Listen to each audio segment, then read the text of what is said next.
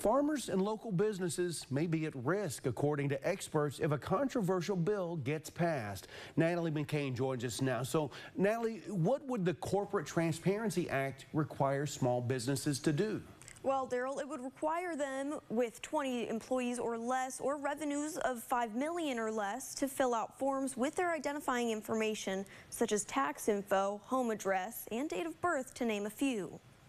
It's meant to combat fraud. I'd have to fill out the form. There'd be no doubt I couldn't afford to spend that kind of money. But as the Corporate Transparency Act looms, Texas Farm Bureau's Reagan Beck says some small businesses and farmers could face thousands in fines. They've had really high input costs to produce their products.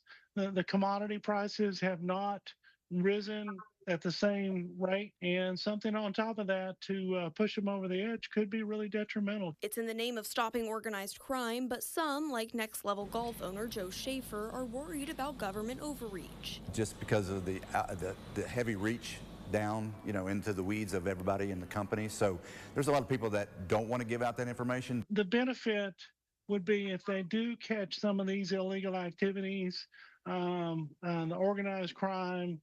Okay, that's good, but that just doesn't apply to our membership. Almost 100% of the time, they're just family farmers just trying to provide food and fiber. At the tail end of last year, the act was stopped with injunctions numerous times, but each one was lifted, except the most recent one. It's strictly voluntary right now, but my CPA highly suggests that we get it done just in case it does get passed and we don't get notification of when the deadline is. Something Beck says the Texas Farm Bureau plans to challenge. We've been fighting against this as well as too much intrusion, asking for information that's really not needed by the government.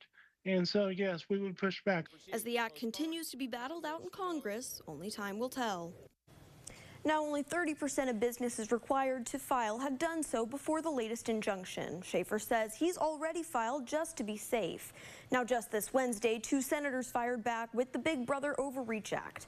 For more on their efforts, click inside this story over on our website. Well, okay, we'll see how this turns out. Natalie, thank you very much for that report.